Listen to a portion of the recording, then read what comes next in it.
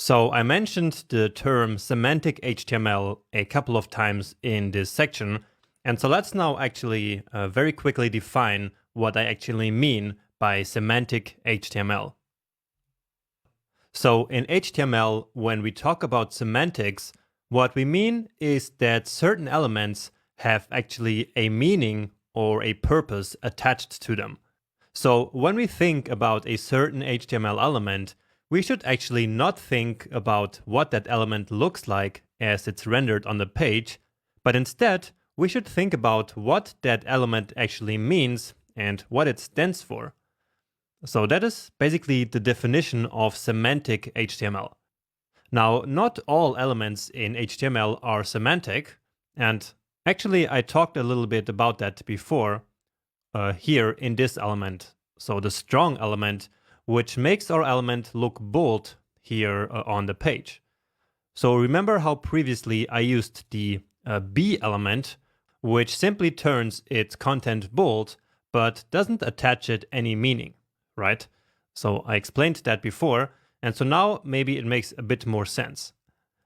So again, by using the strong element here, the text will still look bold here in the browser, but what really matters here is that we now assign some meaning to this content here. We now say that it's a strong content, which means basically a very important piece of content. And the same here for this piece. So this fundamental word here. So again, we use EM for emphasizing this. And so it still looks italic here on the web page, but what we really mean is that we emphasized this word here.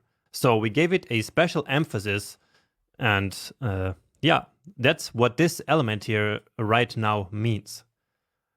Okay, and the same is actually true for all of these elements that we used in the last video. So for example here, this navigation element. All this does is to create a box, remember, which then contains these 4 anchor elements, but visually it doesn't really do anything.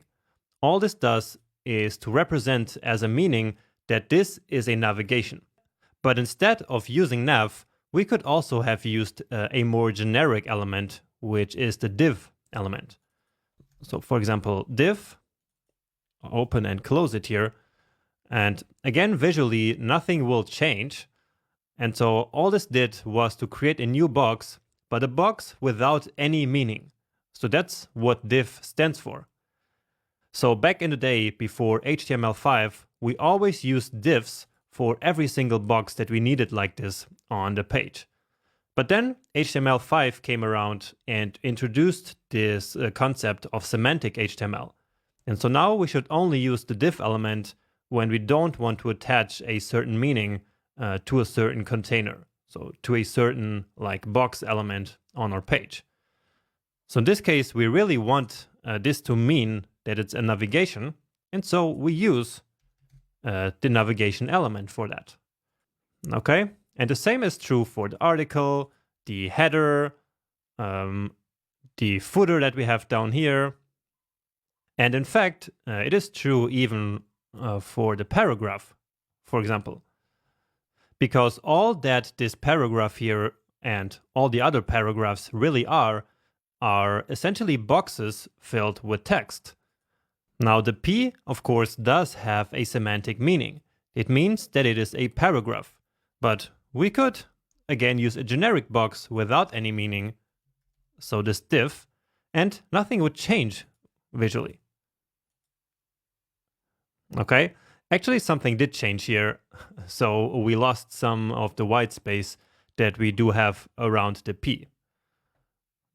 All right, so let's put it back here anyway to the P, because we want it to have some meaning. And of course, we also want the spacing that the browser gives us by default around the P elements.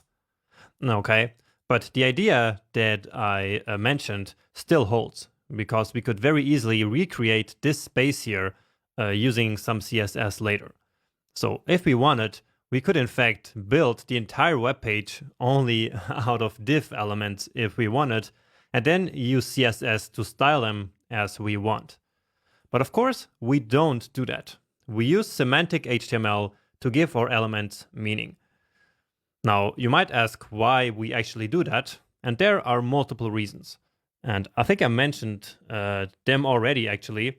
So one of them is search engine optimization, which basically means that search engines such as Google will be able to understand the structure of your content, and therefore they will be better able to analyze what your content and what your web page is all about. Also, writing semantic HTML is extremely important for accessibility, and especially for people who rely on screen readers to consume our web pages. Okay, so I hope that this makes sense, and we will also keep touching on this subject as we go through the rest of the course.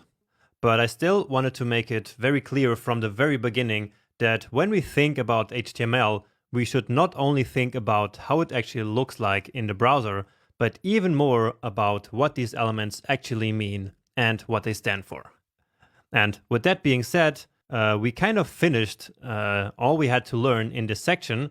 And so in the next video, we will configure VS Code a little bit more, and then we will move on to 2 final challenges in this section. So don't wait, and let's move on to the next lecture here.